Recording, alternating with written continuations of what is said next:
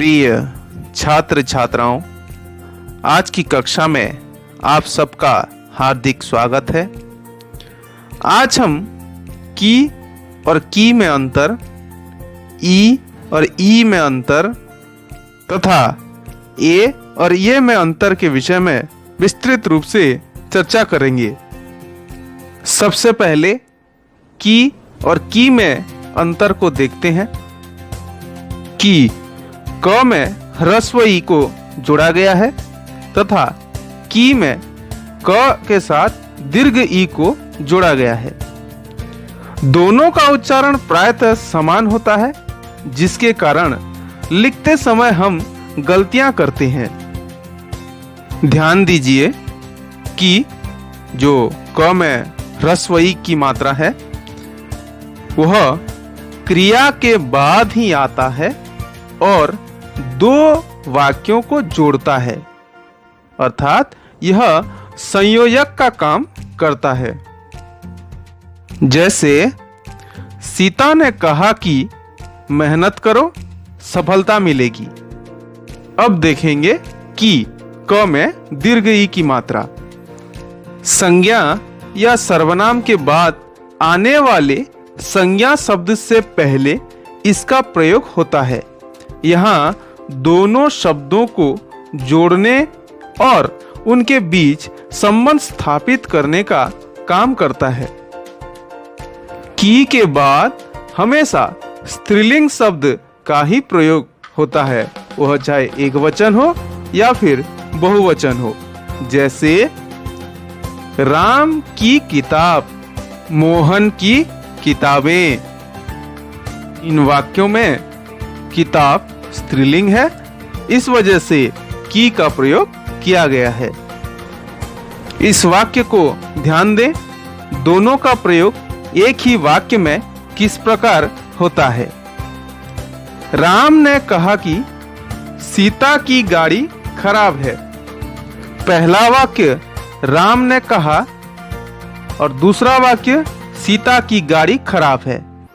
इसमें की क में ह्रस्व ई दोनों वाक्यों को जोड़ रहा है और की क में दीर्घ ई दो संज्ञा या सर्वनाम के बीच संबंध बताता है।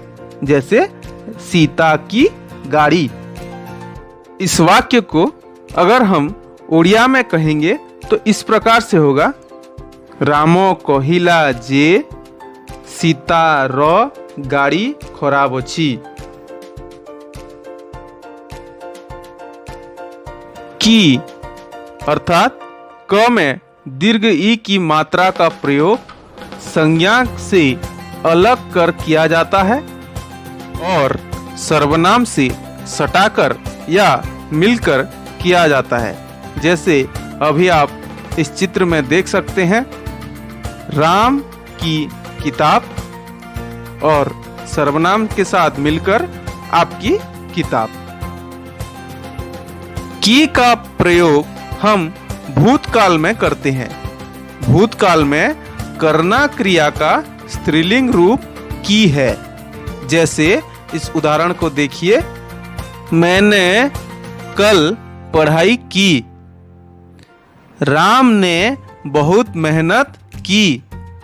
अब हम ई अर्थात दीर्घ ई और ई अर्थात य में दीर्घ ई में अंतर देखेंगे। दीर्घ ई का प्रयोग संज्ञा शब्दों के साथ होता है। जैसे मिठाई, रजाई, कढ़ाई, खटाई आदि। और य में दीर्घ ई का प्रयोग विशेषण और क्रिया के साथ होता है। जैसे नई, गई, आई, खाई। इस उदाहरण को देखिए, मोहन ने मिठाई खाई। मिठाई संज्ञा पद है, इसलिए दीर्घ ई और खाई क्रियापद है, इसलिए य में दीर्घ ई खाई। अब हम ए और ये में अंतर देखेंगे। ए का प्रयोग बहुवचन बनाने के लिए किया जाता है, जहां पर शब्द के अंत में आ की ध्वनि निकलती है। जैसे हुआ, इसका बहुवचन है हुए। कौआ, बहुवचन है कौवे। ए का प्रयोग सम्मान के लिए प्रयोग किया जाता है।